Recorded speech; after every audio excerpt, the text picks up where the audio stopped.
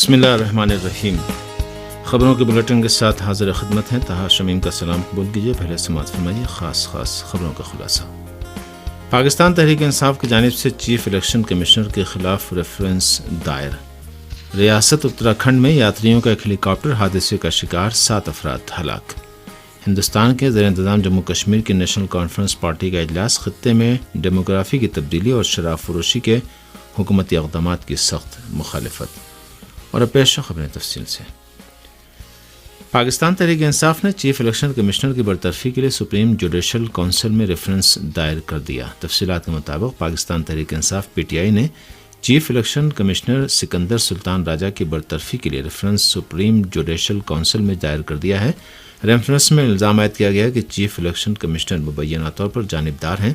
اس لیے وہ اس عہدے کے لیے اہل نہیں ہیں۔ ریفرنس میں ان کی برطرفی کی درخواست کی گئی ہے۔ پاکستان میں چیف الیکشن کمشنر کا عہدہ آئینی ہے اور اسے ہٹانے کے لیے آئین کے ذریعے ہی سہارا لیا جا سکتا ہے، جس کی منظوری صرف سپریم جوڈیشل کونسل ہی دے سکتی ہے۔ عدم اعتماد کی تحریک میں شکست اور حکومت سے برطرف ہونے کے بعد سے پی ٹی آئی کے چیئرمین عمران خان مسلسل الیکشن کمشنر پر جانبداری کا الزام عائد کرتے ہوئے ان کی برطرفی کا مطالبہ کر رہے ہیں اور انہوں نے کئی بار کھل کر الیکشن کمشنر پر لفظی حملہ کیا ہے۔ عمران خان قبل از وقت انتخابات کا بھی مطالبہ کر رہے ہیں، جسے حکومتی اتحاد نے پیر کو ایک بار پھر مسترد کر دیا۔ ہندوستان کی ریاست اتراکھنڈ میں ایک ہیلی کاپٹر خوفناک حادثے کا شکار ہو گیا، جس کے نتیجے میں 7 افراد ہلاک ہو گئے۔ ہندوستانی میڈیا کے مطابق ریاست اتراکھنڈ میں کیدار ناتھ سے 6 یاتریوں کو لے کر واپس لوٹ رہے ہیلی کاپٹر میں دوران پرواز خراب موسم کے باعث دھماکہ ہو گیا اور اس کے پڑخچے اڑ گئے۔ گھنے بادل اور خراب موسم میں پرواز کرنے والے اس بدقسمت ہیلی کاپٹر کے حادثے کے عینی شاہدین کا کہنا ہے کہ ہیلی کاپٹر میں پہلے آگ لگی، پھر دھماکے سے پھٹ گیا، جس کا ملبہ کیدار ناتھ سے 2 کلومیٹر دور واقع پہاڑیوں پر دور دور تک بکھر گیا۔ عینی شاہدین کا کہنا ہے کہ انتہائی خوفناک منظر تھا اور مرنے والوں کی لاشوں کے ٹکڑے بھی جگہ جگہ بکھرے نظر آئے۔ حادثے میں 6 یاتری اور ایک ہواباز کے ہلاک ہونے کی اطلاع ہے۔ ہیلی کاپٹر کا ہواباز ممبئی کا تھا، جبکہ یاتریوں میں سے 3 کا تعلق ریاست گجرات سے بتایا گیا ہے۔ مقامی عہدیداروں کا کہنا ہے کہ کیدار ناتھ جانے کے لیے ہیلی کاپٹروں کو 2 خطرناک پہاڑیوں کے درمیان سے گزرنا ہوتا ہے اور اگر موسم خراب ہو تو یہ سفر جان لیوا بھی ہو جاتا ہے۔ ہندوستان کے زیر انتظام کشمیر کے ضلع شوپیاں میں ایک بار پھر غیر کشمیری باشندوں پر حملہ ہوا، جس میں 2 افراد ہلاک ہو گئے ہیں۔ سری نگر سے ہمارے نمائندے نے خبر دی ہے کہ وادی کے جنوبی ضلع شوپیاں کے گاؤں ہرمین میں مبینہ طور پر مسلح عسکریت پسندوں نے ریاست اتر پردیش سے تعلق رکھنے والے 2 غیر مقامی مزدوروں پر گرینیڈ سے حملہ کر دیا، جس کے نتیجے میں دونوں ہی مزدور موقع پر ہی ہلاک ہو گئے۔ پولیس کے ایک عہدیدار نے بتایا کہ پیر اور منگل کی درمیانی شب مبینہ عسکریت پسندوں نے کرائے کے کمرے میں رہائش پذیر غیر مقامی مزدوروں پر حملہ کر دیا۔ پولیس کا کہنا ہے کہ سیکورٹی فورس نے علاقے کا محاصرہ کر کے حملہ آوروں کی تلاشی شروع کر دی ہے۔ پچھلے کچھ عرصے سے وادی میں غیر مقامی باشندوں اور کشمیری پنڈتوں پر حملوں کی واردات میں اضافہ ہوا ہے۔ وادی میں یہ حملے ایک ایسے وقت ہو رہے ہیں جب مرکزی حکومت کا دعویٰ ہے کہ دفعہ 370 ہٹنے کے بعد وادی کشمیر میں حالات پہلے سے بہتر ہوئے، جبکہ خطے کی سیاسی جماعتوں اور مقامی باشندوں کا کہنا ہے کہ نہ صرف حالات بہتر نہیں ہوئے ہیں بلکہ پہلے سے بھی زیادہ بدتر ہو گئے ہیں۔ تہران نے بعض ایرانی اداروں اور مختلف شخصیات کے خلاف یورپی یونین کے وزراء کی کونسل کی جانب سے عائد کی جانے والی پابندیوں کی شدید مذمت کی اور اعلان کیا کہ جوابی اقدام کے طور پر یورپی اداروں اور شخصیات کے خلاف بھی پابندیاں عائد کی جائیں گی۔ ایران کی وزارت خارجہ کے ترجمان ناصر کنانی نے بعض ایرانی اداروں اور مختلف شخصیات کے خلاف یورپی یونین کی وزراء کونسل کی جانب سے عائد کی جانے والی پابندیوں کی شدید مذمت کی اور یورپی وزراء کونسل کے اس اقدام کو بین الاقوامی قوانین کے منافی اور ایران کے داخلی امور میں مداخلت کیے جانے کے مترادف قرار دیا ہے۔ وزارت خارجہ کے ترجمان نے کہا کہ یہ بات نہایت قابل افسوس ہے کہ سیاسی محرکات اور بے بنیاد اور ایرانی قوم کے دشمنوں کی غلط اطلاعات اور مخالفین کا بے بنیاد پروپیگنڈا اس قسم کے غلط فیصلے کی بنیاد بنا ہے۔ انہوں نے کہا کہ یورپی یونین کا اس طرح کا فیصلہ اس بات کو ظاہر کرتا ہے کہ ایران کے خلاف سیاسی مقاصد کے حصول کی غرض سے انسانی حقوق کے مسئلے کو ایک حربے کے طور پر استعمال کیے جانے اور اسی طرح دشمنانہ اقدامات کا سلسلہ بدستور جاری ہے۔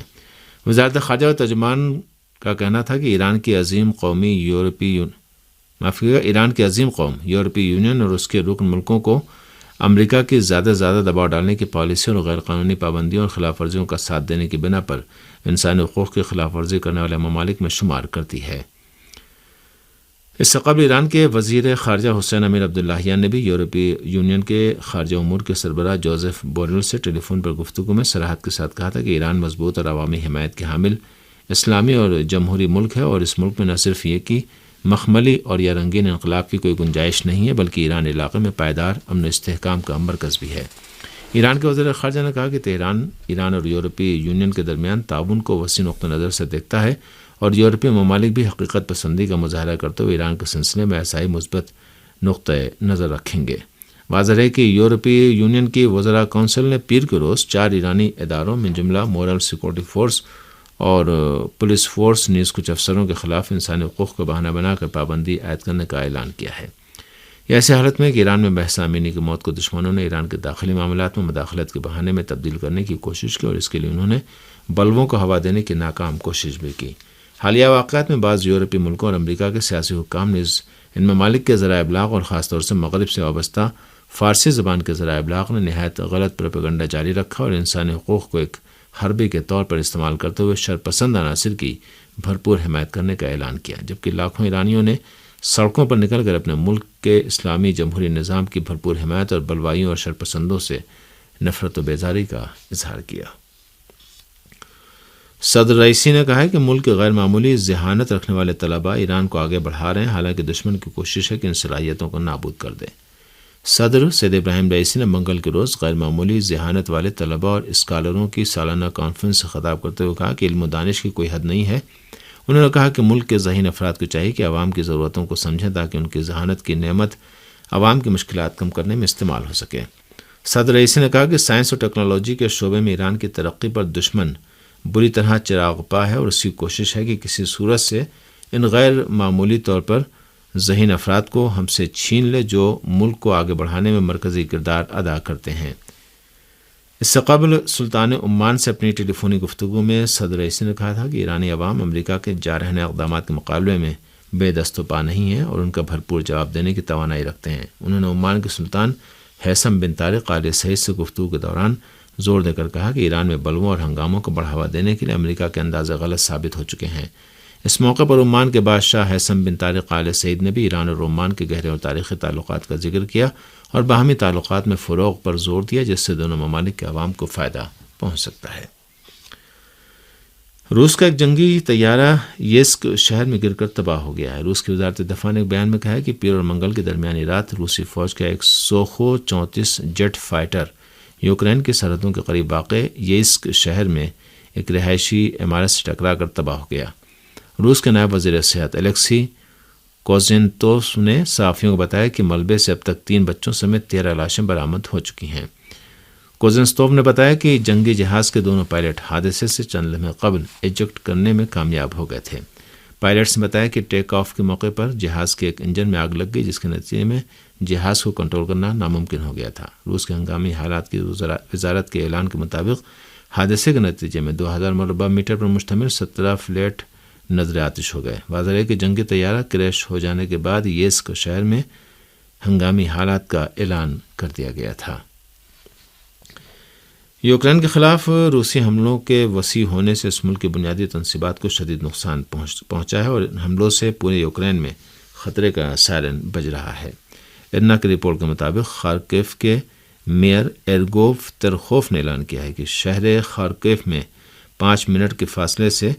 2 مرحلوں میں کئی دھماکے ہونے کی آوازیں سنی گئی ہیں۔